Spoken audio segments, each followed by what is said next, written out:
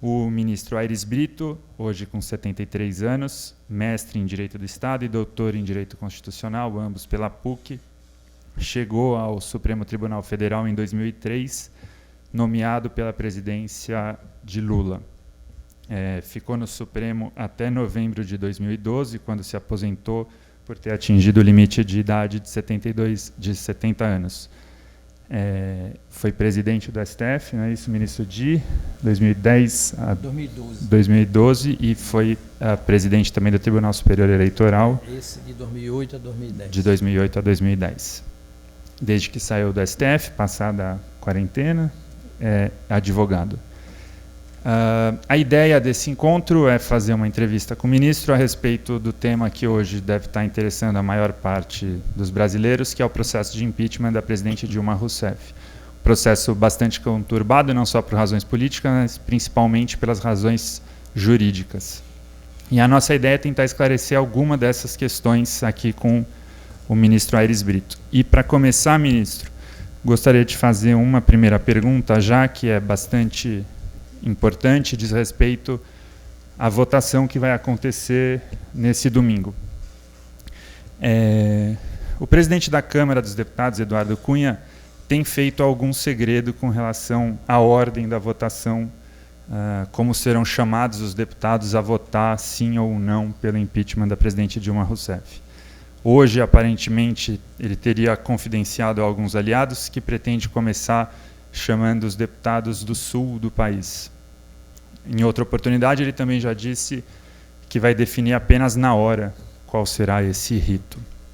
A gente sabe que a ordem de chamada vai ser importante porque, dependendo de como os deputados forem sendo chamados, pode se formar uma maioria ou um grupo mais expressivo a favor do impeachment ou contra o impeachment, e isso poderia, de alguma maneira, influenciar os deputados que estão indecisos. A pergunta que eu te faço, ministro, é a seguinte: caso o presidente da Câmara, Eduardo Cunha, escolha um rito que, de alguma maneira, viole a Constituição, o regimento ou a Lei 1079, o STF estará pronto para agir? E de que forma o STF poderia agir nessa circunstância? Nesse pressuposto de violação do regimento, da lei, da Constituição, sem nenhuma dúvida, o Supremo estará de plantão, de stand-by, sobretudo em processo de impeachment, para assegurar a observância do chamado devido processo legal em sentido substantivo. Não se pode adotar um procedimento que objetivamente prejudique quem está sendo acusado ou denunciado. Se for assim, se ficar objetivamente demonstrado que determinado rito é prejudicial à parte que responde pelo processo de impeachment. Agora, ministro, direito não é uma ciência exata, ao contrário, tem espaço para muito debate. Imagino que o governo, caso pressinta ali alguma votação desfavorável, queira, de qualquer maneira, se socorrer no Supremo. Argumentos existem, não é? ou preventivamente ou no dia. Por exemplo, tem uma questão bastante delicada de resolver. Em 1992, a ordem de votação foi alfabética. Em novembro daquele ano, portanto, depois da votação da Câmara dos Deputados, o regimento interno da Câmara foi aditado e acrescentou-se uma regra específica que define que a ordem de chamada dos deputados será intercalando-se os estados do norte e do sul do país. Isso está no regimento. Critério objetivo. Um critério objetivo. Agora, dentro do norte, pode chamar norte, depois centro-oeste, depois nordeste, ou deve ser norte e nordeste? Pode começar pelo sul e depois ir para o norte, ou tem que obrigatoriamente começar pelo norte? Aí entra um espaço para discussão. Como que fica nesse caso, ministro? O Supremo, queiramos ou não, estará permanentemente à disposição das partes, dos deputados, dos advogados, até porque não se pode impedir, né? O acesso à jurisdição é livre, é direito. Aliás, diz Afonso da Silva, aqui de São Paulo, notável jurista, na linha do pensamento de Mauro Capelletti, o italiano, que o maior de todos os direitos é o do mais facilitado acesso à jurisdição. né? O facilitado acesso à jurisdição seria verdadeira condição para o gozo de todos os outros direitos. Então, todos podem bater na porta do judiciário e o Supremo não é exceção. Embora saibamos que a mão que bate na porta não é a mão que abre, né, a porta do judiciário. O judiciário é uma porta que se abre por dentro. É a própria mão da justiça que aprecia as coisas e se pronuncia sobre a idoneidade da via processual eleita, né, do remédio de que se valeu fulano, beltrano ou cicrano. Então, a minha resposta é de que é previsível que tudo isso aconteça e que o Supremo seja instado, né, a intervir, desde que, nos limites da sua competência, nesse rumoroso processo de impeachment. Ministro, o que o senhor acha de o presidente da Câmara, que é réu no Supremo Tribunal Federal, acusado de ter contas no exterior, de uma série de atos que seriam ilegais, desonestos, presidir um processo dessa importância? E o senhor acha que algum dia a Justiça pode afastá-lo do cargo por ser réu? Também em tese, não vamos fulanizar, não vamos direcionar a resposta para a figura do atual presidente da Câmara. Em tese, em abstrato, não é, o que diz a Constituição? Que se o presidente da República estiver na condição de réu em processo penal ou de réu em processo de responsabilidade, ele é automaticamente afastado do cargo. Diz a Constituição que são incompatíveis a condição de réu do presidente e a continuidade no exercício do respectivo cargo de presidente da República. Por analogia, isso se aplicaria a quem estiver na ordem de sucessão. É outra matéria com todo potencial para funilar na direção do Supremo Tribunal Federal. A pergunta é muito boa, não é? Porque a gente vai acabar com uma situação, se o impeachment for aprovado, quer dizer, dela afastada, esperando o seu julgamento, e ele no seria cargo, o presidente, né? Não, seria o vice-presidente da República. Não, ele no cargo de presidente da Câmara. Né? Ele seguiria no cargo. Sim. Bem, para prosseguir no exercício do cargo de presidente da Câmara, não vejo na ordem jurídica brasileira nenhuma disposição que obstasse, né, impedisse a continuidade no exercício do cargo de presidente. Agora, para assumir, né, o cargo de presidente da República na ordem de sucessão é que eu estou suscitando esse questionamento. Ministro, uma pergunta mais de caráter aí da sua história. Claro que eu respondi a Mônica juridicamente, né, do ponto de vista puramente normativo. Puramente normativo. Eu vou fazer uma pergunta que não é muito puramente normativa, que é o seguinte: o senhor foi candidato a deputado federal pelo Partido dos Trabalhadores na década de 90, foi indicado pelo ex-presidente Lula para o Tribunal, para o STF, e teve ali uma tentativa também de ser senador, não é isso? Pelo PT nos anos 2000. Como é que o senhor vê, essa não é uma pergunta jurídica, mas eu gostaria muito de ter a opinião do senhor, como do alto aí da sua experiência, como é que o senhor vê aí esse emaranhado, essa derrocada, essa situação em que o PT se meteu hoje? É uma pergunta mais de quem saiu do partido, quer dizer, ocupou a mais alta corte da República e está vendo aí a gente chegar num processo de impeachment contra a sua principal representante, que é a presidente, né? Bem, é uma pergunta que evidencia, digamos, o dever que se tem, não o dever, havia uma expectativa social muito forte, coletiva, não é, de que o partido jamais, não é, se afastasse daquele propósito de conciliação ortodoxa, né, entre busca da justiça social e persistência no modelo ético de governo, não é? Ortodoxamente, rigorosamente, estritamente ético. Esses dois conceitos são geminados, não é? Ética na política e governo na perspectiva da justiça social, da distribuição de renda, de patrimônio, com o maior número possível de pessoas, para o alcance de uma verdadeira justiça social, como está no artigo 3º, inciso 1º da Constituição. Construir uma sociedade livre, justa, aí vem a justiça social, e solidária. O envolvimento de dirigentes partidários e de próceres e de membros do partido em processos de natureza penal, como, por exemplo, a ação penal 470, popularmente conhecida como, não é, com o nome de mensalão, esse envolvimento acabrunha a cidadania, não é? Não é favorável, evidentemente.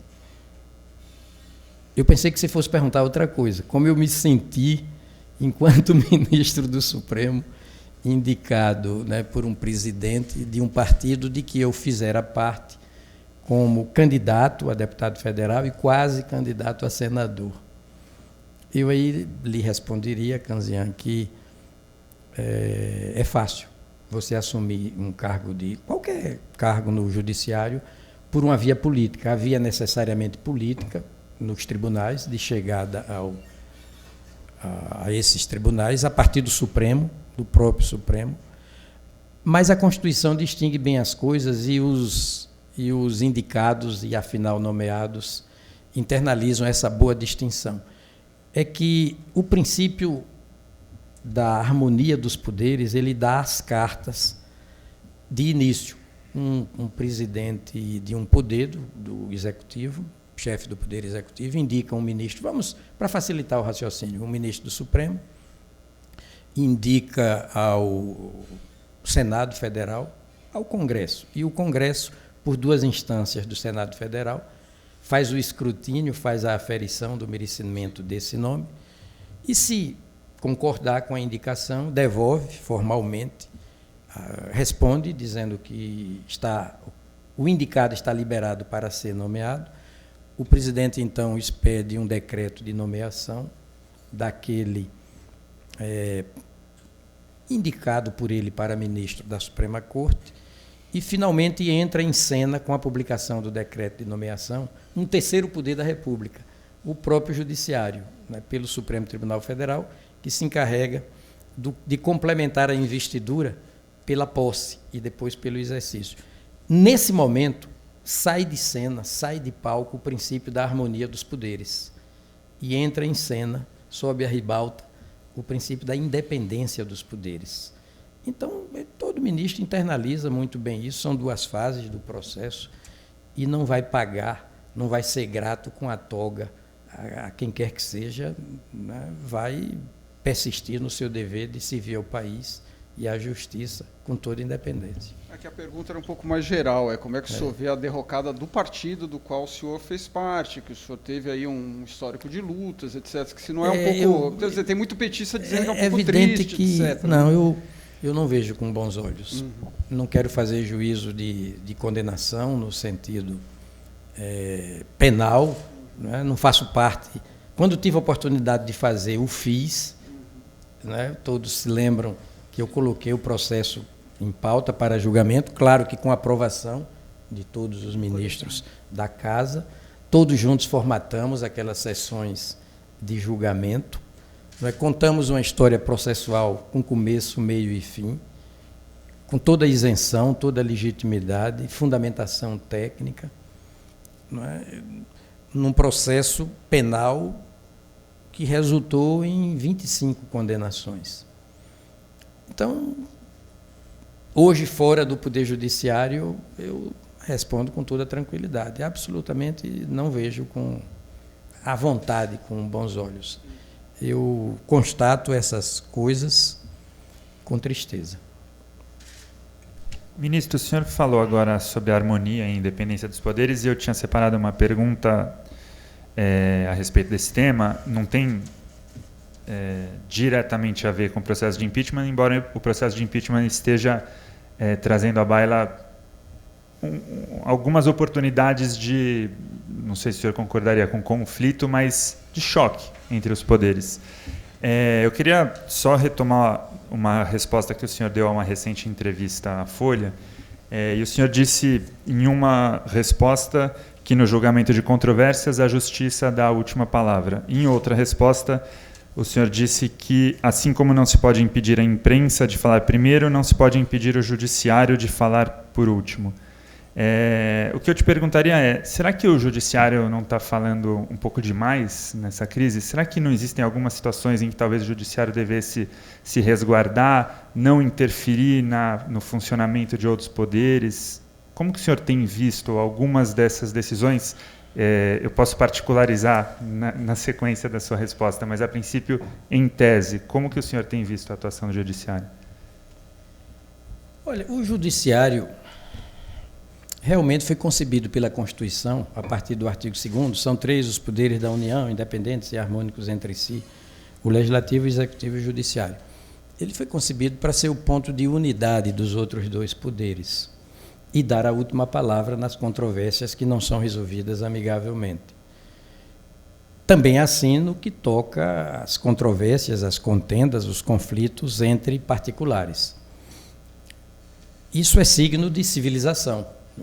Não há país civilizado, democrático do mundo que não faça do Poder Judiciário essa instância que fala por último. Mas a Constituição brasileira, em especial, cria antídotos para evitar eventuais excessos do Poder Judiciário, desvios, preterições de formalidades, de ritos. Basta lembrar que há vários graus de jurisdição. Aqui no Brasil nós temos 1º grau, 2º grau, 3º grau, como o STJ, 3º grau, finalmente o Supremo, que é o 4º grau. No âmbito de sorte que eventual excesso pode ser corrigido no âmbito do próprio judiciário e deve ser corrigido, e geralmente é corrigido. Geralmente é corrigido. E quando a instância é exclusivamente colegiada, bem, um juiz decide monocraticamente, toma uma decisão liminar, antecipa um ponto de vista, mas se submete ao escrutínio dos outros. Por exemplo, lá no Supremo Tribunal Federal são 11 ministros, portanto, 11 pares de olhos, se debruçando sobre o mesmo fato, o mesmo tema, o fato com suas circunstâncias, protagonizações humanas. São 11 experiências de vida e profissionais, experiência profissional. São 11 vocações jurídicas. Então, a possibilidade de corrigir eventual excesso, a possibilidade é muito grande. Depois, não há só um poder judiciário no Brasil. Há um sistema de justiça. Por exemplo, na Operação Lava Jato, percebe-se nitidamente. Você tem uma instância que é de polícia judiciária, Polícia Federal, no caso, tem o Ministério Público, o Poder Judiciário, eventualmente se requesta um documento, uma decisão, um parecer, uma auditoria desse ou daquele Tribunal de Contas. A Receita Federal tem contribuído. Então, a possibilidade de o judiciário, afinal, porque o judiciário não é só o ponto de unidade dos outros 2 poderes, é também o ponto de unidade de todas as outras profissões jurídicas. Ministério Público, Advocacia Pública, Advocacia Privada, Defensoria Pública, começando o processo penal pelos delegados de polícia, tudo afunila para o Poder Judiciário. Então, o Judiciário tem todas as condições de corrigir seus próprios deslizes, digamos assim. E não é, só para terminar, Mônica, e eu não acho sequer razoável ver esse sistema de justiça como mancomunado para operar como uma grande central conspiratória ou de arquitetura de desvios jurídicos, de pedaladas constitucionais. Ministro, o senhor falou aí de excessos e deslizes, eu queria colocar aqui uma questão. do juiz Sérgio Moro, que acabou no Supremo Tribunal Federal, que é a questão da divulgação dos grampos de conversas com a presidente da República, Dilma Rousseff, com Lula, e do Lula da família do Lula, com várias pessoas, enfim. Como é que o senhor vê a atuação do juiz Sérgio Moro depois dessas iniciativas? Primeiro, ele divulgou um grampo que foi feito no mesmo dia, que não passou por análise da polícia, não passou por análise do Ministério Público, simplesmente ele pegou o grampo e jogou todos os grampos do ex-presidente Lula no ar, grampos da mulher do ex-presidente Lula falando com seu próprio filho, falando palavrões com seu filho, conversas privadas que ali diz que tem que ser descartadas, inclusive destruídas. Ele, enfim, divulgou uma conversa da presidente da República. Ele foi duramente criticado pelo ministro Teori Zavascki sobre esses grampos, que agora vão ser analisados pelo colegiado do Supremo. Na questão da condução coercitiva do ex-presidente Lula, também ele foi muito criticado no mundo jurídico, inclusive por ministros do Supremo. O juiz, depois da passeata aqui em São Paulo de 500 mil pessoas, em que o Lula, que é investigado no âmbito da Operação Lava Jato, e que ele talvez tenha que julgar, estava vestido de presidiário, ele fez uma carta agradecendo a passeata, que o elogiava, quer dizer, meio um pouco que se colocando como aliado dessa passeata. Como que o senhor vê a atuação dele? O senhor acha que ele teve alguns momentos de tropeço aí? Como é que o senhor define essas atitudes do juiz Sérgio Moro que colocam em dúvida e que abrem o flanco para ele ser criticado? Vamos ver por alguns ângulos, né? Eu mesmo me pronunciei, embora eu não goste de me pronunciar sobre fatos, sobre casos, eu gosto de analisar temas, teses. É que os casos levam às teses, né? Por exemplo, o Canzian perguntou como eu vi essa situação, né, do partido. Não me cabe fazer um juízo condenatório de antecipação das coisas, a não ser naquele momento em que eu pude atuar. Hoje, né, vamos esperar que os processos transitem em julgado. Mas é evidente que a gente experimenta um certo desconforto do ponto de vista psicológico. Eu não gosto de me pronunciar sobre fatos, porque eu não quero perder nesse... É da minha natureza, né, tentar ver as coisas como estudioso do direito, como analista jurídico, né? Então, vendo as coisas com objetividade, com tecnicalidade. Mas eu não resisti à provocação de um jornalista e, em duas oportunidades, nesse episódio, eu me pronunciei. Eu me pronunciei, disse que não me convenci, e até hoje não me convenci, da necessidade da expedição do mandado de condução coercitiva, como também, convenhamos, né, aquele pedido de prisão do ex-presidente Lula, feito por 3 promotores de justiça aqui de São Paulo. Eu também não vi fundamento jurídico, acho que o artigo 312 do Código de Processo Penal não legitimava aquele pedido. Então, eu procuro fugir disso. Mas, no caso do Sérgio, é preciso separar as coisas. Eu vejo, ele já decidiu dezenas e dezenas de processos penais. Parece que quase 70 processos penais sob a jurisdição dele já foram julgados. Então, eu separo o continente, vulgarmente, popularmente chamado de Operação Lava Jato, e cada um dos conteúdos desse continente. Convenhamos, cada um dos processos penais. Não é? Eventual excesso, deslize, preterição de formalidades num processo penal não contamina o conjunto da obra. Cada processo penal tem sua autonomia. Numa linguagem bem sofisticada, entitativa, né? Cada um deles é cada um deles. Mas eu estou aqui, eu não resisto aqui a fazer... Eu estou me lembrando que a gente entrevistou o ministro Marco Aurélio Mello, eu participei de uma entrevista com ele, e todo mundo falou, mas só porque era o Lula, né? Então é um caso, e ele tem tantos méritos, e o Marco Aurélio falou assim, se ele faz isso com o Lula, você não imagina o que ele vai fazer com os outros. E a própria Operação Lava Jato admitiu que fez mais de 100 conduções coercitivas e etc. E talvez quando é o Lula, a gente acaba naturalmente tendo mais holofote qualquer decisão. O senhor acredita que a operação toda tem seguido o livrinho aí da justiça, da garantia dos direitos? Não, eu diria o seguinte, o conjunto da obra, me parece, à distância, não sou advogado de nenhum réu, não sou promotor, não sou juiz do caso, O conjunto da obra me parece preservar a sua rigidez, não é? A sua saúde jurídica, processual. Agora, eventuais desvios devem ser apurados e corrigidos. Não é? E se for o caso, e se for um vício insanável num desses conteúdos, a ponto de contaminar todo o processo, que assim seja, que seja proclamado assim. Eu apenas estou dizendo que o judiciário é um aparelho, Claro, é um sistema, não é? Sistema do Poder Judiciário e sistema de justiça, que não pode, por nenhum modo, fagocitar, não é? Naquele sentido antigo de devorar canibalescamente, intencionalmente, o sistema jurídico. Eu não concebo um Poder Judiciário voltado para essa traição ao sistema jurídico. O judiciário retira toda a sua legitimidade do sistema jurídico.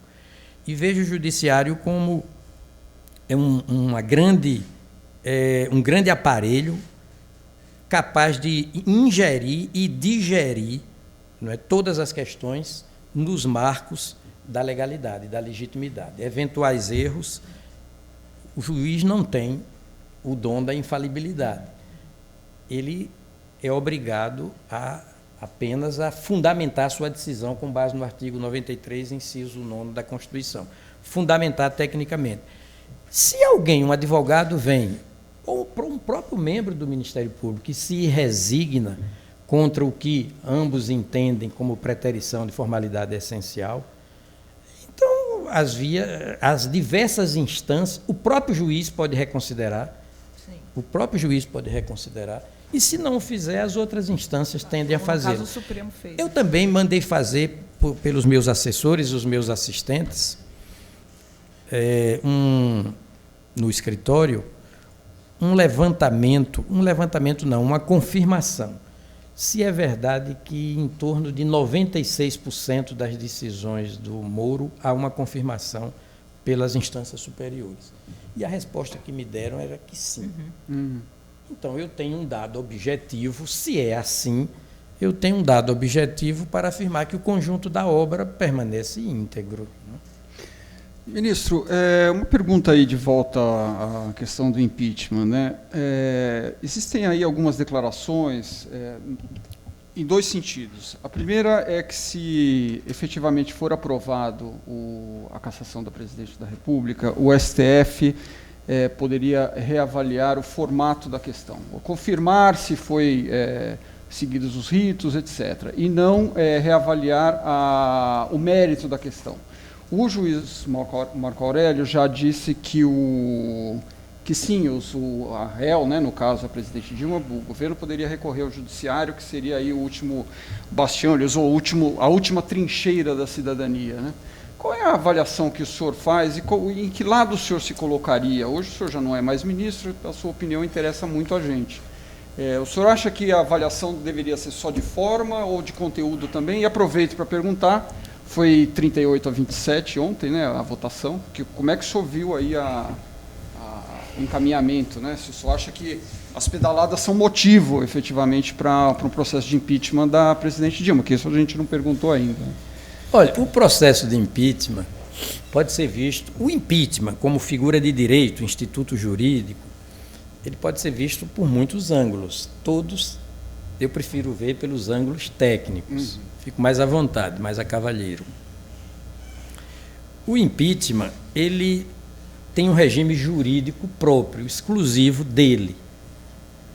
Ele é uma figura híbrida. Ele tem uma porção política e uma porção, um aspecto, uma porção jurídica.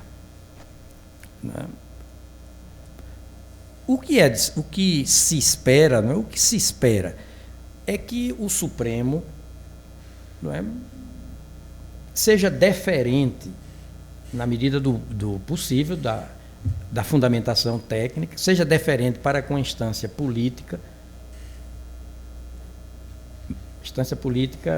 bifurcada, né, em Câmara dos Deputados e Senado Federal. Seja deferente, ou um pouco mais deferente, para com a instância política no que toca à porção política do impeachment.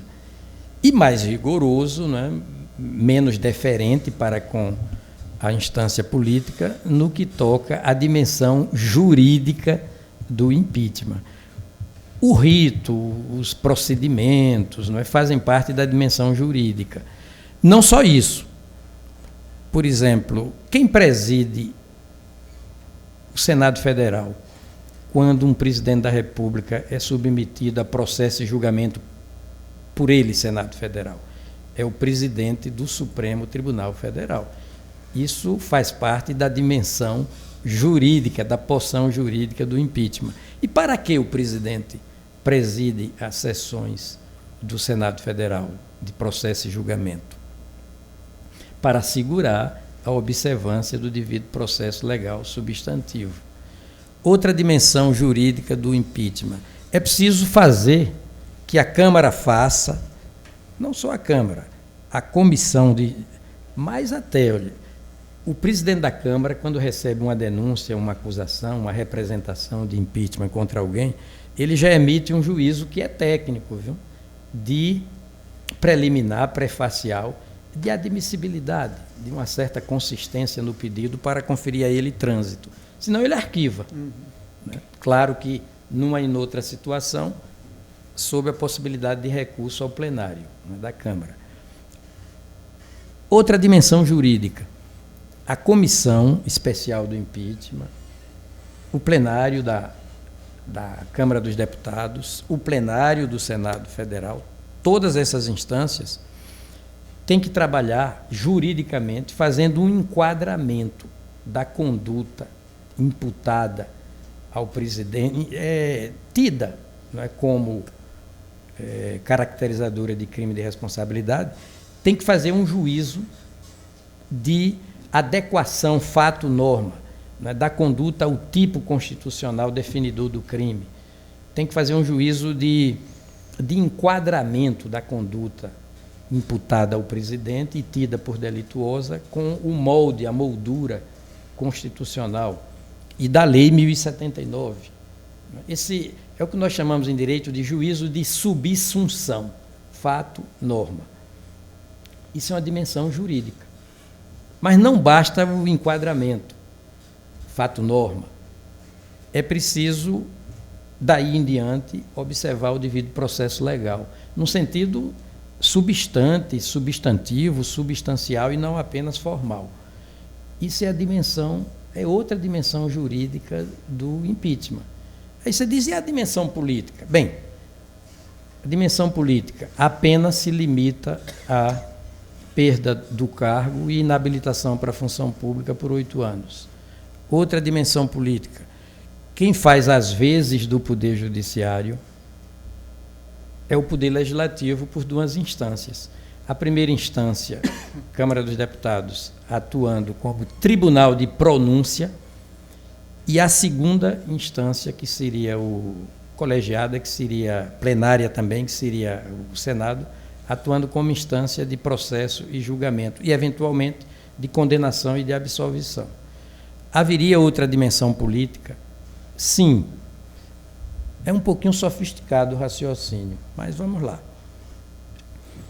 Nesse juízo de enquadramento da conduta imputada a presidente como delituosa, no tipo, no molde constitucional e legal, é possível dizer o seguinte: há uma zona de certeza negativa que pré-exclui esse enquadramento.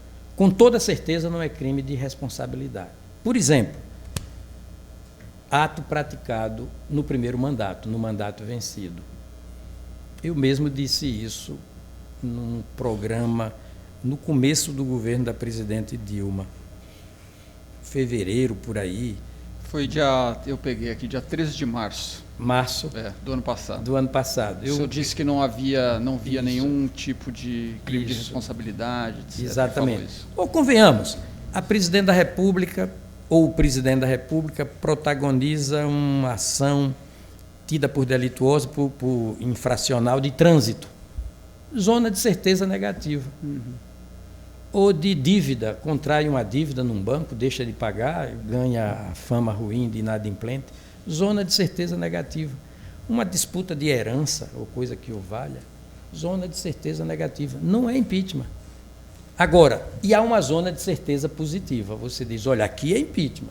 Convenhamos, a presidente da República baixa sucessivos atos, não é, estourando todos os limites orçamentários. Ou faz da sua função, não é, uma oportunidade espúria, estou hipotetizando apenas, viu?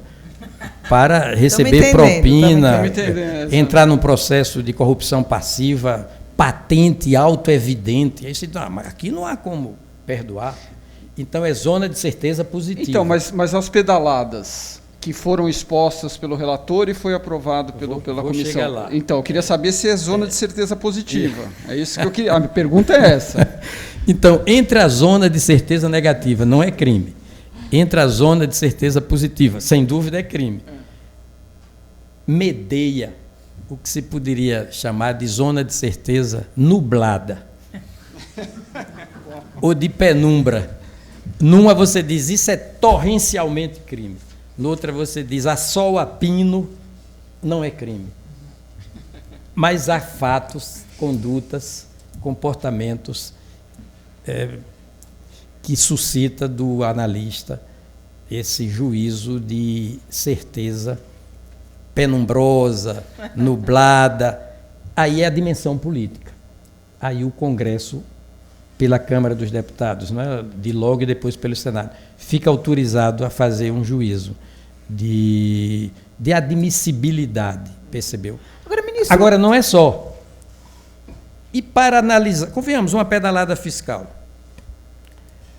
Para dizer que uma pedalada fiscal é, em essência, uma ofensa à lei orçamentária, porque a Constituição não fala, não arrola, não é matéria fiscal explicitamente como crime de responsabilidade, e sim atentado à lei orçamentária.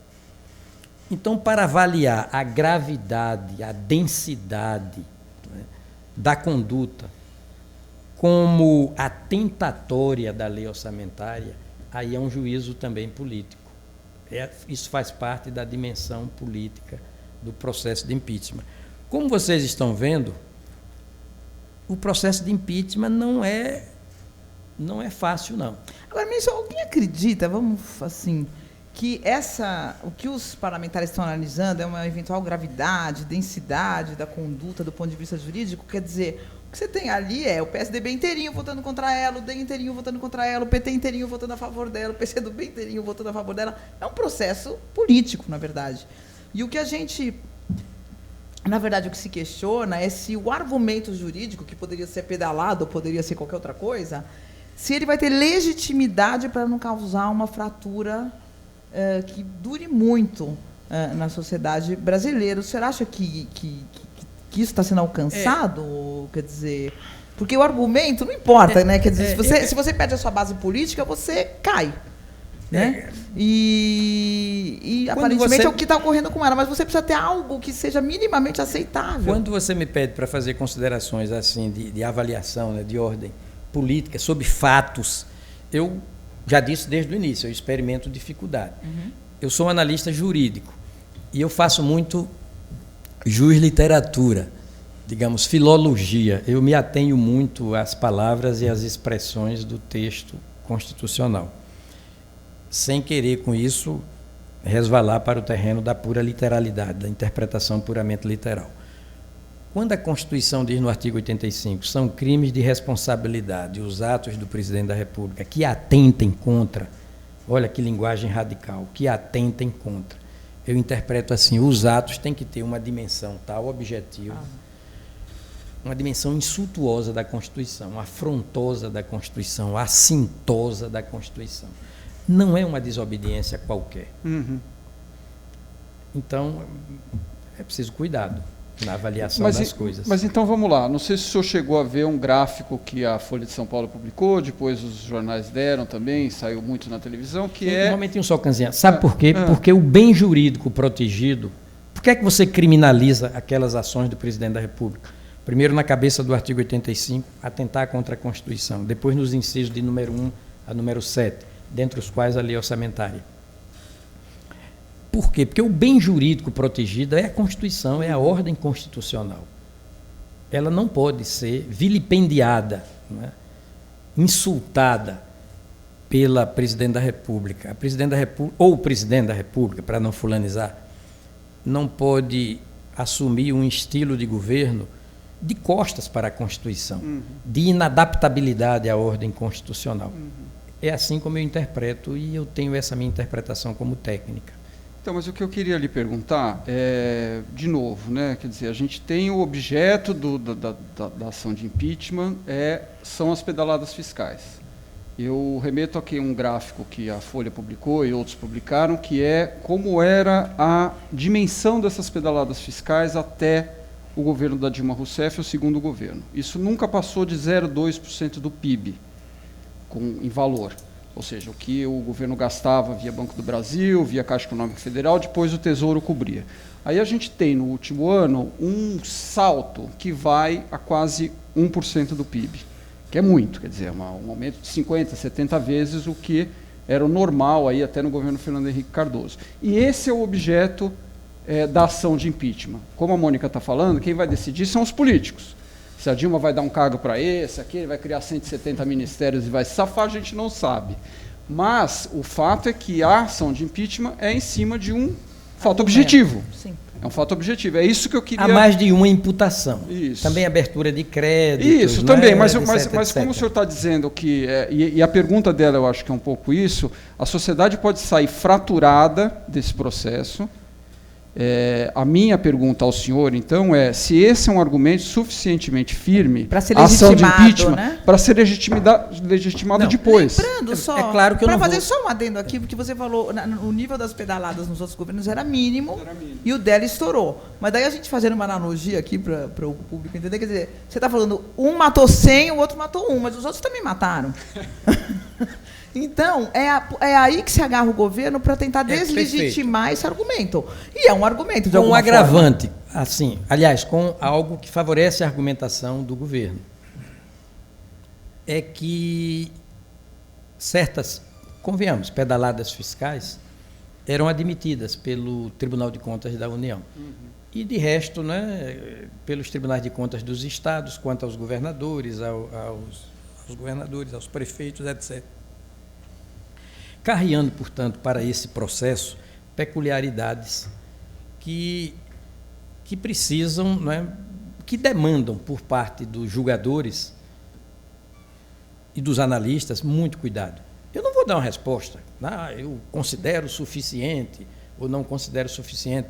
Eu apenas diria, embora a zona de certeza, de penumbra, não é, de nublada, não é, favoreça ou legitime, digamos assim, a atuação das instâncias da esfera política, quanto mais técnica, fundamentada, lógica, objetiva for a decisão, mais legítima. E menor essa possibilidade de fratura no âmbito social. Ministro, e a esse respeito eu queria fazer uma pergunta que vai mais para o lado da tese, como o senhor tem insistido, que é a seguinte. O deputado Jovair Arantes fez um parecer bastante bem cuidado ali,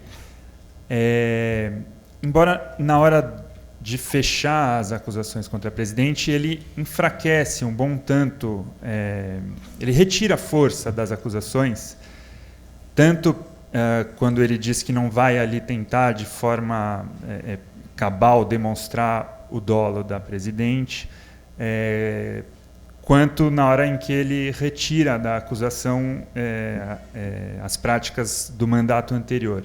Ele diz que com isso não quer incorrer num eventual erro, na possibilidade da interpretação do senhor, por exemplo, prevalecer no STF, de que crimes de mandato anterior não contaminam o mandato presente. E ele quer também uma estratégia de quem está acusando, uma estratégia de quem quer o impeachment, uma estratégia inteligente. Ele quer deixar a acusação o mais genérica possível para facilitar uma aprovação em plenário. E ele faz isso justificando reiteradas vezes que o juízo proferido pela Câmara dos Deputados, à luz da atual Constituição, e assim foi referendado pelo STF, é apenas um juízo de admissibilidade. Então não tem, neste momento, todo o rigor que haverá na fase de julgamento que ocorre somente no Senado. Então a pergunta que eu faria ao senhor é, e aí insistindo um pouco na questão que a Mônica e o Canzias estavam colocando, esse juízo um pouco mais precário, por assim dizer, em sentido jurídico mesmo, ele deve ser aceito ou ele deveria ser rejeitado na medida em que já existe uma sanção Não, eu diria política? O seguinte, eu diria a instância primeira política, não é, que é a Câmara dos Deputados, vai ter a oportunidade de aferir melhor as coisas quando da defesa da presidente, da produção de provas, né, dos debates que se travarão. Mas isso só no Senado, certo? Não, na própria Câmara ainda vai haver... É só essa semana. Sim, mas ainda há chance. Veja por quê. Porque no Senado não pode haver inovação, não. O Senado vai trabalhar debaixo do princípio sancionatório, porque nós estamos trabalhando com um direito penal sancionador. E, em parte, nós vamos aproveitar princípios que são comuns a todo acusado, a todo aquele que está sob o risco de receber uma sanção estatal gravíssima como essa da perda do mandato e inabilitação para a função pública. É o princípio da correlação entre julgamento e acusação. Só se pode julgar nos termos, nos limites da acusação. Há uma correlação entre defesa e imputação. Então, em rigor, não haveria novidades no Senado, não. A coisa já deve estar pronta e acabada, a meu juízo, na Câmara dos Deputados. Quanto ao tamanho da acusação, a intensidade da acusação, embora em matéria de intensidade, aí sim, o juízo definitivo, o juízo de gravidade, de intensidade, seja do órgão, da instância que atua como condenatória ou absolutória, no caso, o Senado Federal. Ministro, eu queria fazer duas perguntas. Uma é a seguinte: o senhor acha que, por ter também assinado, agora me falha a memória se foram decretos de abertura de crédito, né, do Temer, né? Se ele também deveria sofrer um processo de impeachment, e se o senhor compartilha, também levou o mesmo susto que o ministro Luiz Barroso quando o senhor viu a foto do Eduardo Cunha, do Romero Jucá, que são figuras bem conhecidas. Ele disse que não queria fulanizar, o senhor também não precisa fulanizar, quer dizer, o senhor também tomou um susto assim e falou, nossa, essa é a nossa alternativa de poder? Olha, primeiro, crédito orçamentário. Essa é uma matéria delicada. Em tese, se prestaria para caracterizar, em tese. Não é? Em tese, sim. Um juízo de subsunção, de enquadramento, e, posteriormente, também em tese, se fosse o caso, um juízo de condenação. Porque orçamento é menina dos olhos da Constituição. Né? A orçamentação na Constituição recebeu um tratamento cuidadosíssimo. O bem jurídico protegido é a ideia de orçamento numa tríplice dimensão, compreendendo o plano plurianual, a lei de diretrizes orçamentária e a própria, tudo afunilando para a lei orçamentária anual, a LOA. E o orçamento define, não é, as opções públicas com toda a visibilidade, as estratégias de atuação governamental no campo, por exemplo, dos investimentos, das despesas de capital do poder público, de prestação de serviços públicos, de seguro social, e a demandar, não é, uma gestão fiscal, financeira, de toda a responsabilidade. Eu diria que depois da Constituição, materialmente, depois da Constituição, a lei mais importante para o governante, para a administração pública como um todo, é a lei orçamentária. Por isso que a Constituição cuida tanto da lei orçamentária e contém tantas vedações em matéria de execução da lei orçamentária. É preciso aferir bem as coisas, aferir com todo cuidado. Aí você pergunta sobre... o susto. O susto. O susto é o seguinte, é que, de fato, não se pode fazer política sem políticos, não é? E a atividade política, por definição, é a mais importante de todas as atividades humanas, porque é uma atividade permanentemente referida à polis, como os gregos chamavam a cidade-estado. A política é a regência de tudo que é de todos. O político, por definição, é aquele dotado de espírito público, que tem abertura para o coletivo, se identifica com os interesses gerais, né, de toda a coletividade. Ele é um vocacionado para conceber, gerir, administrar, né, os assuntos de interesse da coletividade. E quando a gente passa por uma quadra política em que experimenta muita dificuldade para apontar referências, né, lideranças, né, é acabrunhante. De fato, é acabrunhante. E me parece que foi com toda boa intenção, com toda honestidade de propósitos, com toda a pureza da alma, foi a reação do ministro Luiz Roberto Barroso, a quem eu muito admiro como profissional, teórico e cidadão. Mas o que o senhor acha? Posso só comprar dessas alternativas de fato de poder que existe hoje, que é a do vice-presidente Michel Temer? O senhor que é amigo dele, e queria também saber se o senhor aceitaria um convite dele para ser ministro, que eu já soube que andou circulando ali pelos bastidores. Olha, pessoas, ele eu não sei, mas pessoas ligadas a ele falando que o senhor daria um excelente ministro da Justiça ou da Advocacia Geral da União. O senhor aceitaria um convite, ministro? Eu tenho, Mônica, uma amizade mais próxima com Michel Temer e com Marina Silva. Tenho muito carinho, admiração pelos dois, bem-querer, amizade. Mas ambos sabem que eu estabeleci para mim mesmo uma noção mais rígida de limite. Está de bom tamanho para mim a minha trajetória pela vida pública. Eu jamais voltarei a ocupar cargo público. Não quero mais ocupar cargo público. Ministro, o senhor acabou de responder para a Mônica sobre a hipótese de decreto orçamentário assinado pelo vice configurar motivo de impeachment. Tem uma discussão anterior a essa, na verdade, e eu imagino que o senhor considerou resolvida, pelo menos na sua cabeça, mas quando o ministro Marco Aurélio determinou que o presidente da Câmara abrisse o processo de impeachment contra o vice Michel Temer, houve algumas vozes, inclusive dos meios jurídicos e vozes bem versadas nas letras jurídicas, que manifestaram algum espanto, acho que não o mesmo espanto do ministro Luiz Roberto Barroso com a foto do PMDB, mas uma espécie de espanto com a possibilidade de haver um impeachment do vice. E o espanto decorre, a gente sabe, do fato de que a Lei 1079 não prevê a hipótese de impeachment para o vice-presidente.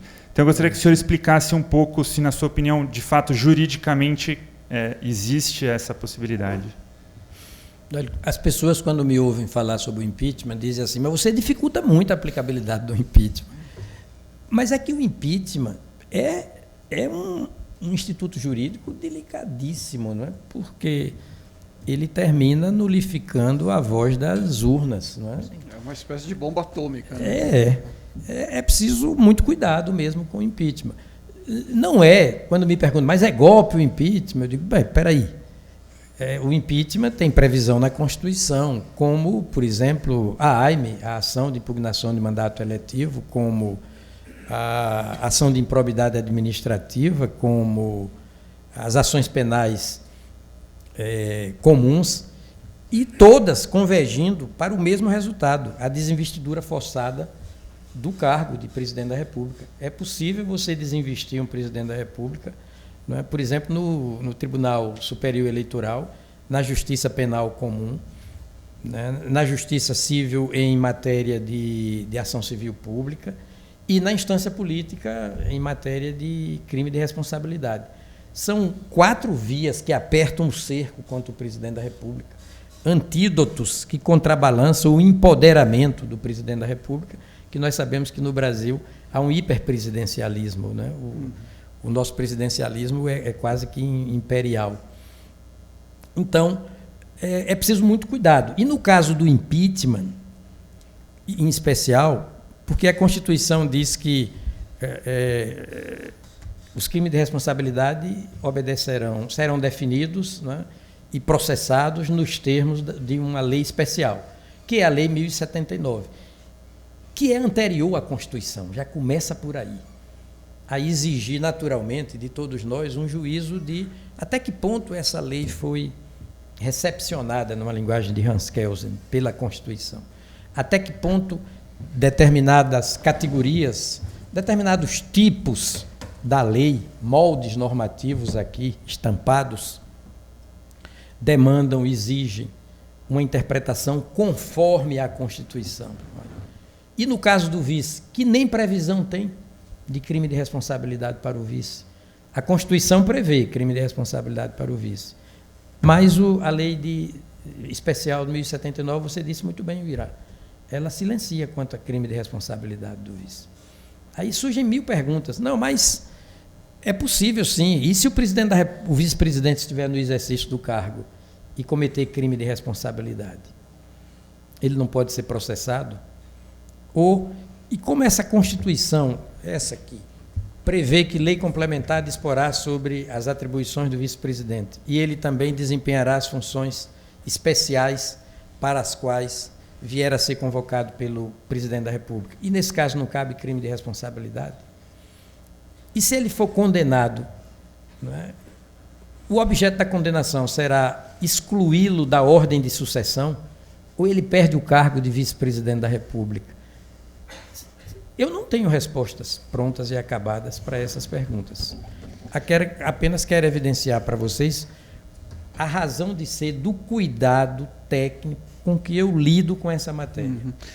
Ministro, uma pergunta, o senhor já teve aí sobre a sua cabeça o chapéu de presidente do Tribunal Superior Eleitoral, né? E tem aí um fato novo que com esse redemoinho do impeachment a mídia nem está falando tanto, etc., que foram as delações premiadas da Andrade Gutierrez, que um dos delatores, um graduado funcionário da empresa, e diz que vai apresentar provas em relação a isso, tem algumas planilhas, etc., que estão sendo investigadas, colocou 10 milhões de reais na campanha da presidente Dilma Rousseff e que esse dinheiro teria sido tirado da Petrobras, do mensalão.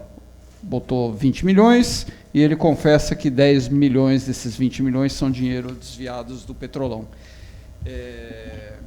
Duas perguntas. Bom, primeiro, como ex-presidente do Tribunal Superior Eleitoral, o que o senhor acha disso, né? Se isso dá margem para algum tipo de punição mais severa da presidente. E a segunda pergunta é, como é que fica a questão da chapa, né? Porque esse dinheiro foi, afinal de contas, elegeu o presidente e o vice-presidente. Muito bem, vamos começar pela última pergunta, da chapa. A meu juízo, eventual julgamento pela procedência da ação de impugnação de mandato eletivo que tramita lá no TSE, eventual julgamento de procedência implica a derrubada de toda a chapa. A presidente cai e leva de roldão o vice-presidente. A chapa é una. É um bloco monolítico, não há como separar as coisas. Agora, eu não vou fazer juízo de valor. Não vou. Os senhores poderiam até perguntar, mas na própria Folha, ministro, o senhor disse que o conteúdo da comunicação telefônica entre o ex-presidente Lula e a atual presidente Dilma Rousseff tinha todas as aparências de delito. Eu não disse isso foi na chamada da matéria. Quem lê a entrevista percebe que eu não fiz essa afirmativa. Eu evito ao máximo analisar fatos, até porque eles se tornam, com essa saraivada de informações e contra-informações, eles ficam muito gelatinosos e dificultam muito uma análise, não é? Do ponto de vista factual. Do ponto de vista empírico, eu prefiro falar sempre em tese, juridicamente, tecnicamente. Então, eu diria, em tese, não é, dificultaria a posição dos réus. Por quê? Porque o artigo de número 14 da Constituição, parágrafo de número 10, fala da AIME e dizendo que ela pode ser ajuizada diante de 3, até 15 dias depois da diplomação, diante de 3 pressupostos: corrupção, abuso do poder econômico e fraude. Então, em tese, a situação ficaria extremamente dificultosa, não é? Para quem está no polo passivo da relação jurídica. Mas não me animo a dizer que houve mesmo isso, que está comprovado. Agora, ministro, não me animo a dizer isso. Eu tenho uma dúvida aqui que é a seguinte: vamos supor que passa o impeachment da presidente Dilma Rousseff e assume o vice-presidente. Esse processo continua no TSE e pode, em tese, resultar na cassação dele, ou com a saída dela, pelo fato dela ser titular, esse processo se perderia o objeto, né? Perderia o objeto. Eu também não tenho uma pronta resposta para isso, não. Se perderia o objeto. Há pessoas que dizem que sim, e outras que prosseguiria para outros objetivos, para outros fins. Eu não meditei sobre isso. Ministro, todo mundo fala que o processo... Um momentinho só, Ira. Sim. E quanto a... Eu falei que em golpe, não é? Então, é evidente que a AIME não é golpe, que infração penal comum apurada, a apuração não é golpe, que a propositura, digamos, embasada tecnicamente e factualmente também de uma ação de improbidade administrativa ou de uma ação civil pública, isso não é golpe. E também o impeachment, a abertura de um processo de impeachment também não seria golpe. Porém, se não se fizer um enquadramento, um juízo de subsunção minimamente técnico, não é? Da conduta imputada a presidente com o molde, com o tipo constitucional e legal, o tipo definidor de crime de responsabilidade. E se, ainda que se faça isso, o devido processo legal, substantivo, seja ignorado ou vilipendiado, é evidente que a palavra golpe, no sentido de fratura constitucional, passa a ter cabimento. Uhum. Passa a ter cabimento. Agora, Uirá, vamos à sua pergunta. Eu ia perguntar por que todo mundo diz que o processo no TSE vai demorar demais, vai se alongar? O que acontece com o processo do TSE? Porque o próprio PSDB fez aditamento ao pedido originário. E pelo que me consta, o processo pende, no plano factual, de muita perícia ainda. Então, há uma expectativa de delonga, de demora. Agora, esses aditamentos significa sempre, eles implicam sempre uma renovação dos prazos, certo? Ou seja, isso. Os aditamentos do PSDB estão atrasando. Perfeito. Aí o polo passivo se manifesta sobre o aditamento, não é? Pode requerer diligências, não é? Requerer perícias a partir do aditamento. E existem prazos para essas perícias? Olha, ou depende... Tudo tem prazo. Elas precisam ficar prontas no tempo delas? A justiça trabalha com prazos. Agora, na prática, não é, a realidade se impõe à normação e esses prazos costumam ser estourados.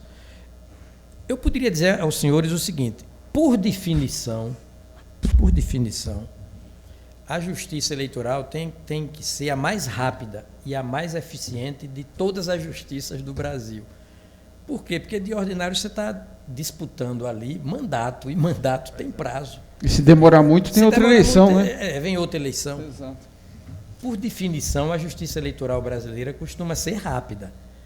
Mas esse caso eu não me animaria a dizer, eu precisaria de mais elementos para dar uma resposta segura a vocês. E, ministro, tem não só a possibilidade de vir outra eleição se demorar muito, mas se não demorar tanto assim, mas demorar um pouco, eventual impugnação do mandato Dilma ou Dilma Temer, ou só Temer, depende de como for, se ocorrer a partir de janeiro de 2017, nos termos da Constituição, isso implicaria a realização de eleição indireta. Fazer essa pergunta em tese. Feita pelo Congresso Nacional. Pelo Congresso Nacional. Em tese, sem discutir o atual Congresso que está aí, o senhor considera, não sei qual que é a palavra, aceitável, razoável, enfim, qualquer uma dessas palavras, que depois de todo o esforço que o país fez, o país agora voltasse a realizar a eleição indireta? Aquela história de a gente não se sente bem, né? Lamenta, experimenta uma sensação, sentimento de acabrunhamento, né? de retração cívica. Né? Mas eu ainda acho que é viável. Em tese, ainda é viável resolver antes. Com isso, não estou antecipando também, não, vai ser condenada, o ministro disse que vai ser condenada, tanto que... Não estou fazendo isso. Não faça essa manchete. Não, resolver, resolver aliás, de qualquer maneira. Aliás, olha, eu sei que não quero falar mal do jornalista, mas eu sei que faz parte do jornalismo. Pode falar mal do jornalista. Faz parte, não é? Elevar as taxas de estresse do corpo coletivo, não é? Adrenalinizar o sangue do corpo social. Só que nessa fase da vida que nós estamos digamos, de carne viva, o país está em carne viva, tal a exacerbação de ânimos, né? Adrenalina demais no sangue, parece assim, adrenalina pura significa nitroglicerina pura, né? A coisa não...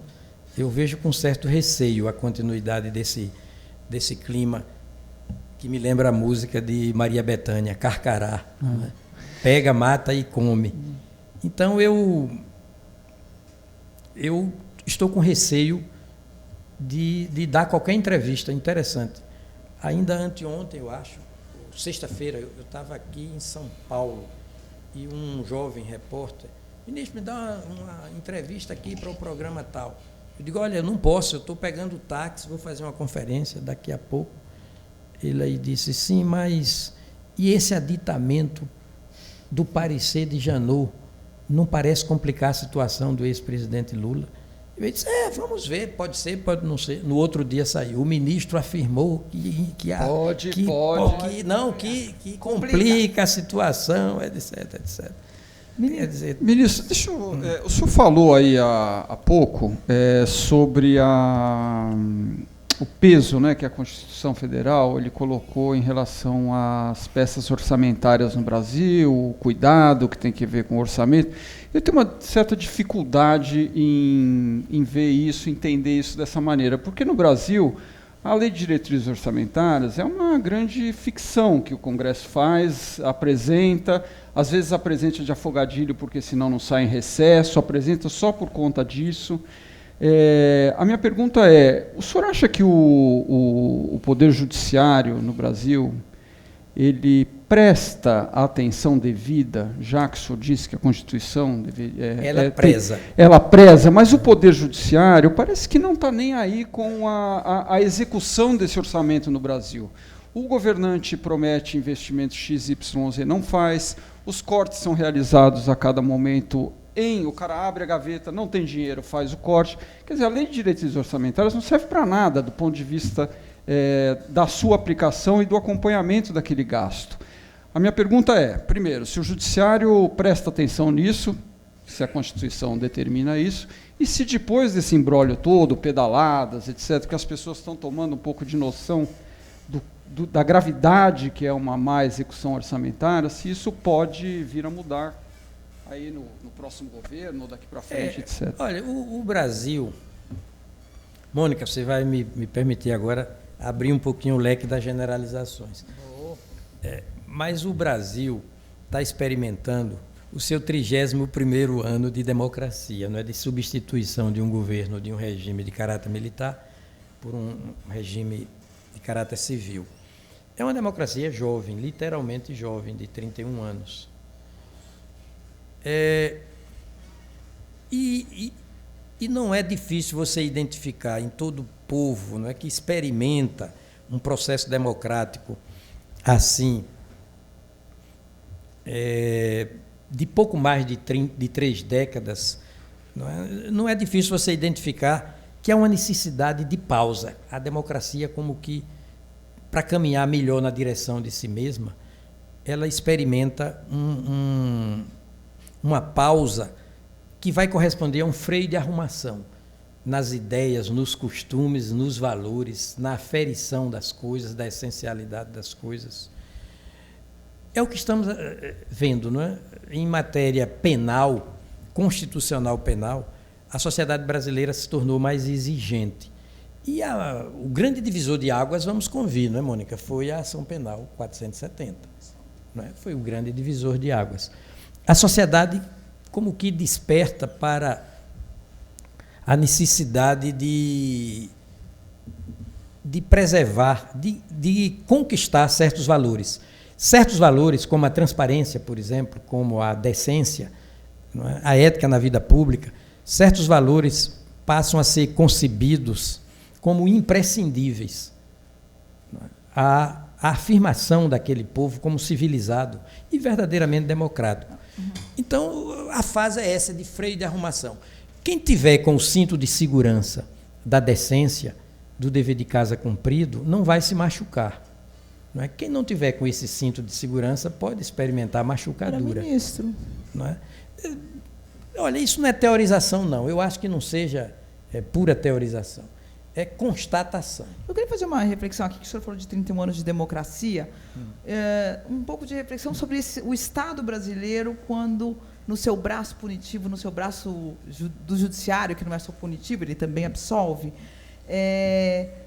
que é o seguinte, 31 anos de democracia, a gente viu o Estado brasileiro se mover de uma maneira muito eficiente quando foram revelados crimes cometidos por grandes lideranças da esquerda, né? Por exemplo, Zé Dirceu, a gente pode citar o Genuíno, condenado. A gente pode ver até o próprio Lula. O Lula foi incluído em todas as operações, hoje grandes em andamento. Várias pessoas aí do PT que estão presas, não só, mas são as mais... O PT aí na Berlim o tempo todo. No entanto, esse mesmo Estado, quando ele foi analisar a possibilidade de punir torturadores, pessoas que mataram, pessoas que desapareceram com corpos, esse Estado, ele absolveu, quer dizer, ele manteve uma lei de anistia. Então, você tem um país que prende um monte de gente de esquerda. Eu não quero nem entrar na questão de PSDB e PT, que todo mundo também fala, mas... E absolve todos os torturadores. Como é que o senhor vê isso, quer dizer, na perspectiva desses 31 anos? Também experimento desconforto cívico, jurídico. Eu votei contra, não é? A manutenção da lei de anistia. Isso, da lei de anistia, a recepção da lei de anistia pela Constituição. E me lembro que cheguei a dizer o seguinte, com os olhos postos em Hitler, que a coletividade não é o indivíduo para se dar a virtude do perdão. É bonito o indivíduo perdoar, mas a coletividade que perdoa parece que revela, digamos, para dizer o mínimo, memória curta. Não é? E, quem sabe, com o seu perdão para torturadores, faz um masoquístico convite à reincidência. No caso dessa seletividade, né, de perseguir não, de apurar funcionar contra, contra um e não aos inimigos. Isso é muito ruim. Isso é muito ruim. O senhor vê essa seletividade no aparelho de Estado? Não gosto de analisar fatos, né? Se está ocorrendo... Não, eu não estou citando fatos aqui.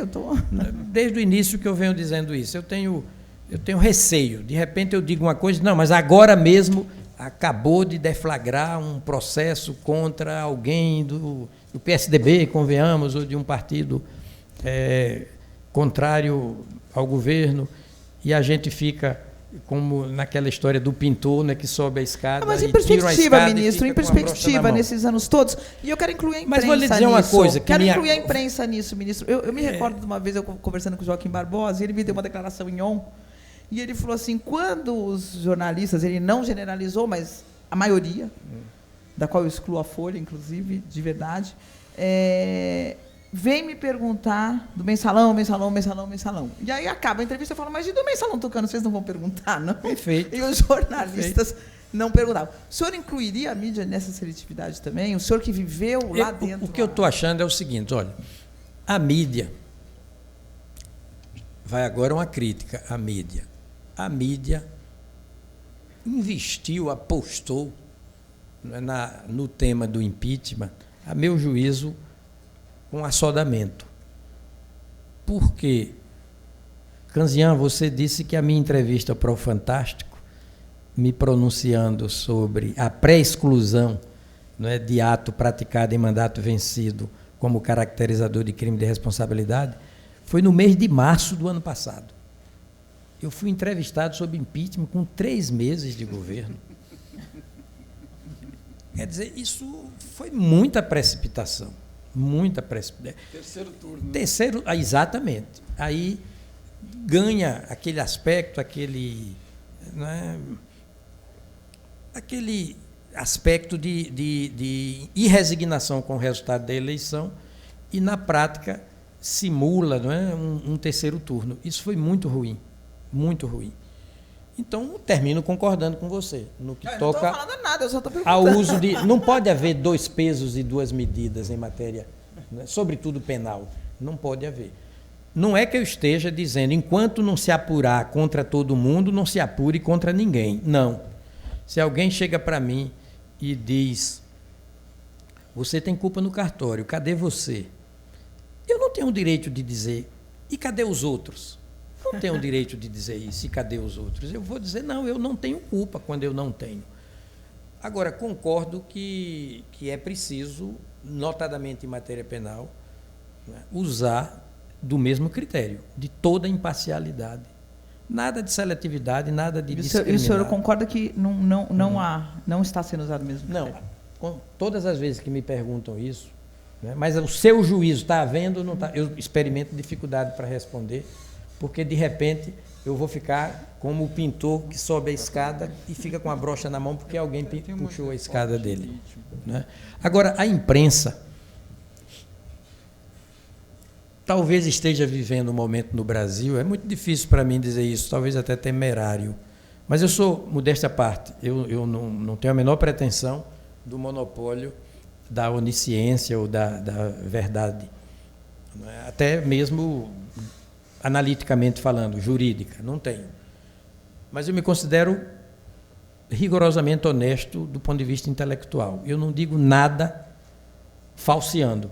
Quando eu faço uma afirmativa é porque eu estou na suposição de traduzir bem o meu pensamento sobre a realidade ou sobre um contexto normativo. Eu me lembro muito de Nietzsche, que dizia toda convicção é uma prisão. Né? E ele ainda dizia, o contrário da verdade não é a mentira, são as nossas convicções. E às vezes a gente se livra da gente mesma, dos erros da gente, livrando-se de cara, de começo, das convicções, sempre desconfiando das próprias convicções.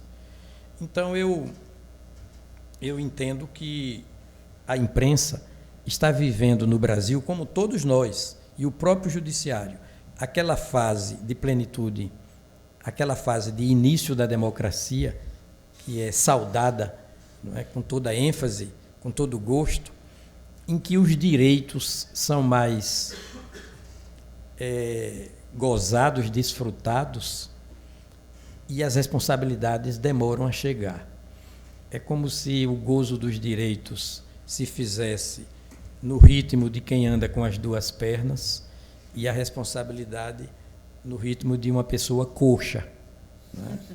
Então, é preciso mais responsabilidade, né, no Brasil, por parte do judiciário, da imprensa, de todos nós.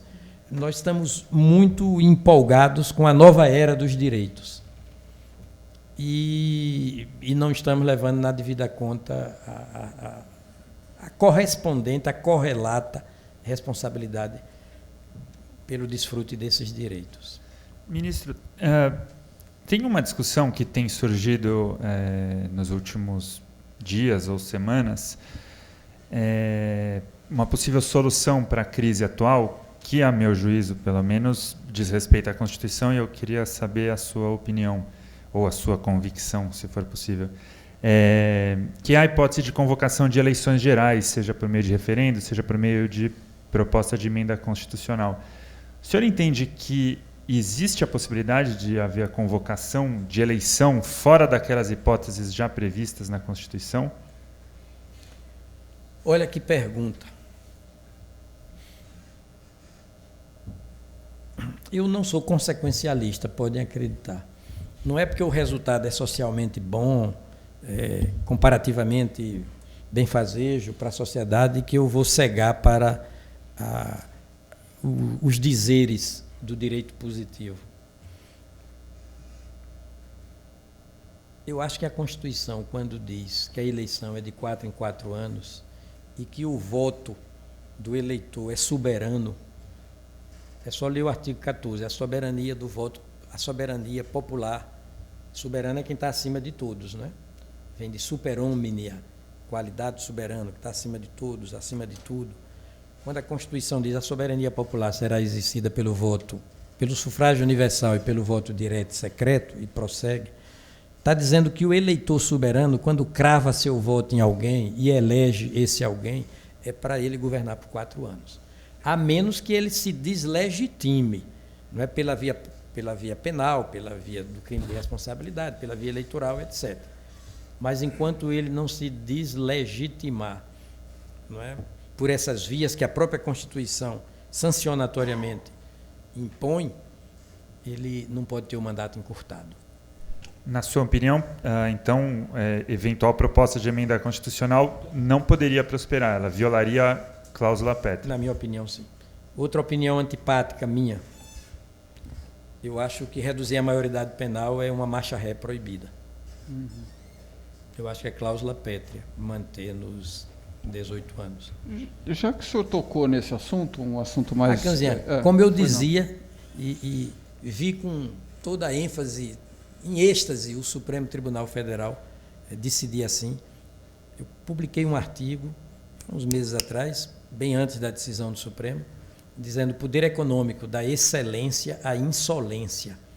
Não é? Dizendo que o poder econômico é muito bom, excelente, no campo que lhe cabe, de produção de riquezas, no mercado, mas ele é nocivo a mais não poder quando financia a campanha eleitoral. Uhum.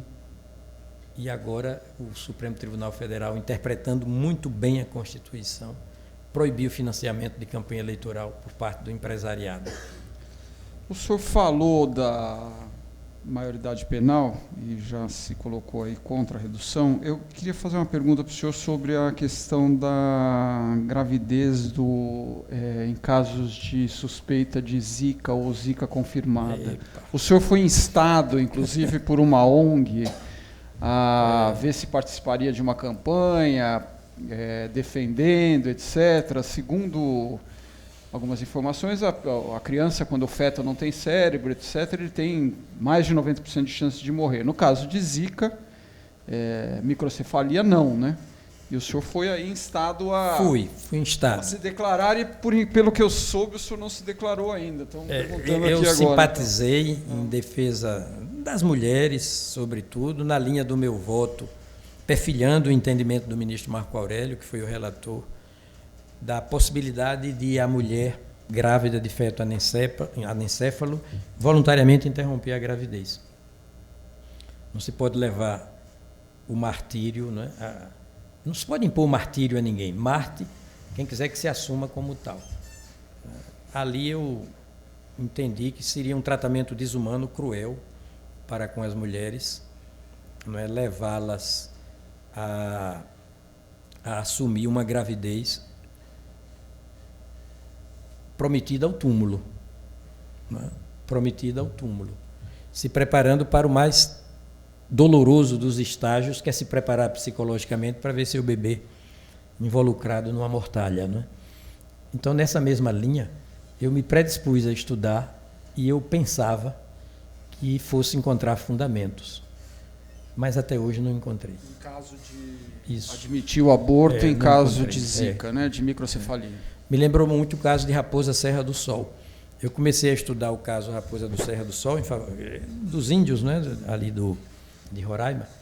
Eu comecei Buffalo Bill e tive que terminar touro sentado.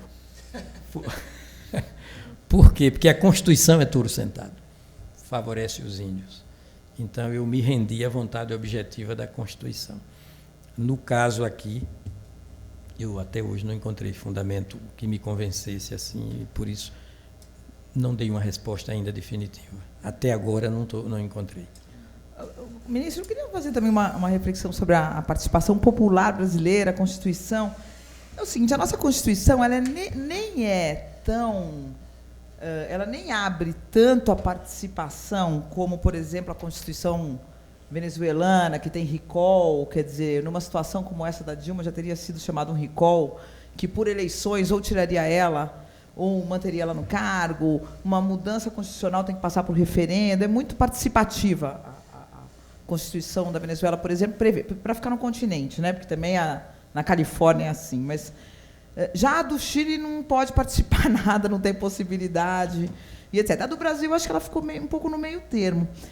Mas aqui não existe, quer dizer, ela prevê um plebiscito que nunca ocorre, né? Quer dizer, nós tivemos, acho que 2 plebiscitos, da monarquia e do armamento, do desarmamento. República e monarquia e do armamento, mas já houve mais. Plebiscitos, eu não... Teve o parlamento.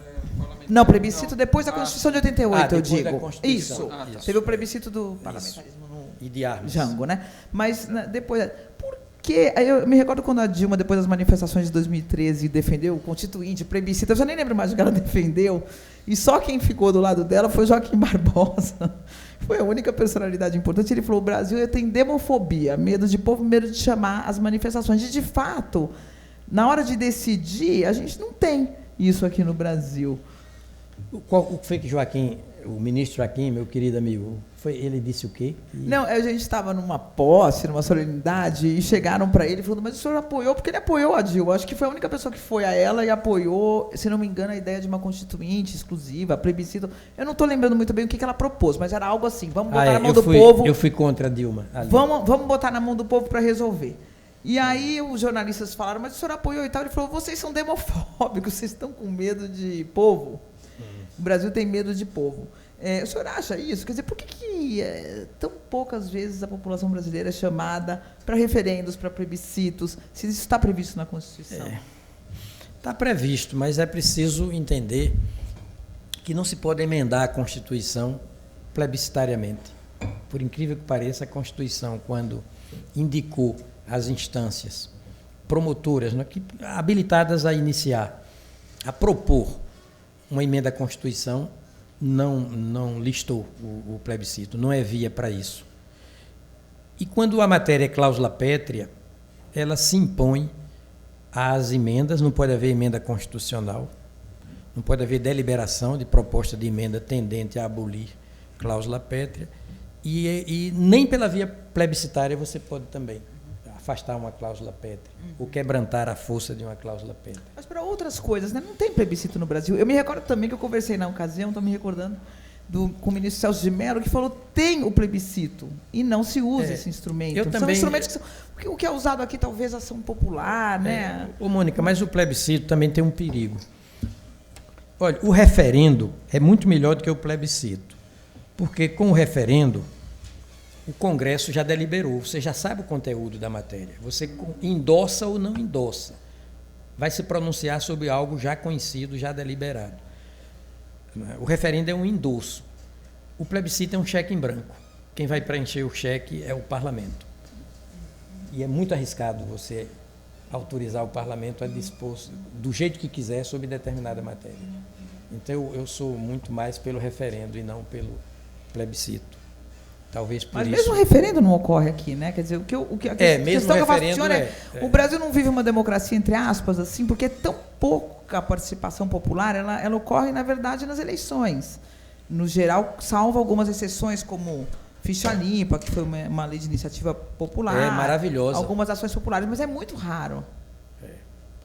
A lei da ficha limpa passou por unanimidade na Câmara dos Deputados, no Senado Federal, recebeu mais de 2 milhões de assinaturas, e eletronicamente mais de 4 milhões, e uma lei intrinsecamente meritória, não é, renovadora dos nossos costumes, a mostrar que a nossa democracia está avançando.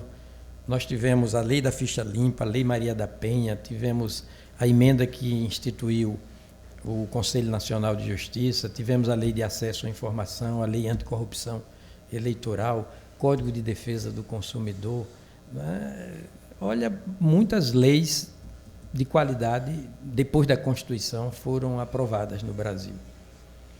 E sem falar nas decisões do Supremo, né? Células tronco embrionárias, liberdade de imprensa, humor na televisão, não é? ProUni, não é? ProUni, obrigatoriedade de publicação de folhas de pagamento. Tivemos decisões, financiamento público de campanha, bem, decisões importantíssimas, não é? Proibição de financiamento empresarial de campanha. Ministro, a gente está chegando aqui perto ou já quase no nosso horário final, que o senhor tem um voo. Eu queria fazer uma última pergunta para encerrar essa nossa sabatina com o tema do impeachment, que é uma pergunta sobre a lei especial que regula o impeachment, a Lei 1079. Como o senhor disse, é uma lei de 1950, feita com base na Constituição de 1946. Depois dessa Constituição vieram a Constituição de 67 e a Constituição de 88, que é a atual.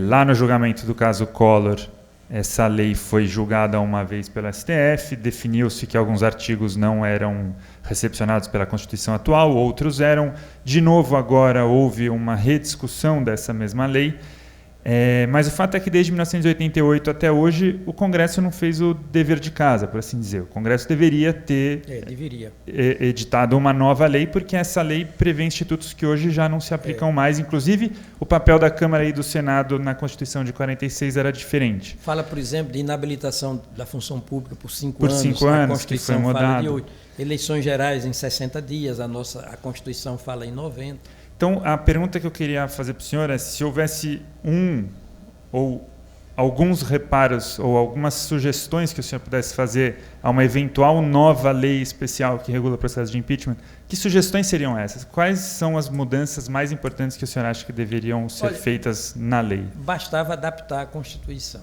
rigorosamente, porque a nossa Constituição é de muito boa qualidade. E ela faz do impeachment aquilo que o impeachment é mesmo, é um antídoto contra eventual deslegitimação do presidente da República pelo exercício. Ou seja, não confundir os planos da legitimidade.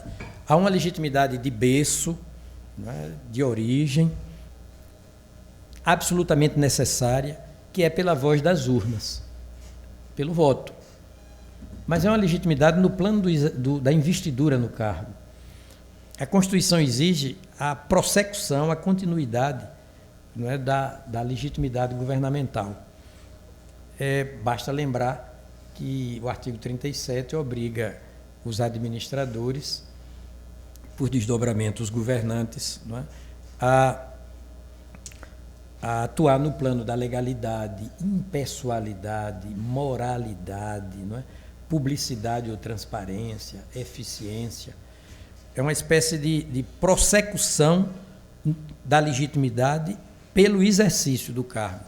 E se o presidente incorrer, não é, deixar de cumprir certos deveres e incorrer em certas infrações, ele é desvestido do cargo, não é, ele decai do cargo de presidente da República. Então é um antídoto contra a deslegitimação pelo exercício. Eu acho ótimo isso, desde que rigorosamente aplicada, não é? Aplicada nos termos da Constituição e da lei, sem preterição. Então, eu diria que se a lei seguisse o molde constitucional e passasse também a definir cada figura delituosa, não é, com mais precisão, seria bem melhor, porque ela é muito aberta nas definições. Basta dizer uma. Olha aqui, que abertura. Diz que cabe, ela diz que cabe crime de responsabilidade o presidente da República proceder por modo incompatível com o decoro, a dignidade e a honra do cargo. Olha aqui, que textura aberta. Então, eu fecharia um pouco mais, eu seria mais preciso na indicação das figuras delituosas, porque expõe muito o presidente da República aos humores do parlamento e da política varejista, né? Vejam, senhores, eu elogio o impeachment, acho que ele é necessário, é um antídoto, mas venho advertindo, é preciso muito cuidado com a aplicação do impeachment. O senhor, se fosse parlamentar, votaria pelo impeachment da presidente? Claro que eu não vou responder essa pergunta. Você é um cidadão livre. Não, esse tipo de juízo... É como, Canzian, o judiciário. A Constituição empodera o judiciário, muito bem. Mas olhe quantos antídotos ela cria para impedir os desvarios do judiciário, as tentações, não é? de autoritarismo, de pose, de voluntarismo, de desatualidade cognitiva, de morosidade. Não é? A Constituição diz que todo processo é público, por definição, com as exceções. Todo julgamento tem que ser fundamentado tecnicamente sob pena de nulidade. Ela cria o sistema de recursos mais generoso do país. José Vicente, minha saudação, viu, nosso querido reitor aqui em São Paulo, da União dos Palmares, Universidade Zumbi dos Palmares. Meus parabéns.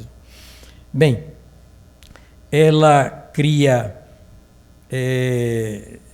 ela obriga que os juízes, não estava dizendo, fundamentem suas decisões tecnicamente sob pena de nulidade. Eles se submetem a um devido processo legal substantivo, ao mais generoso sistema de recursos, talvez, do mundo.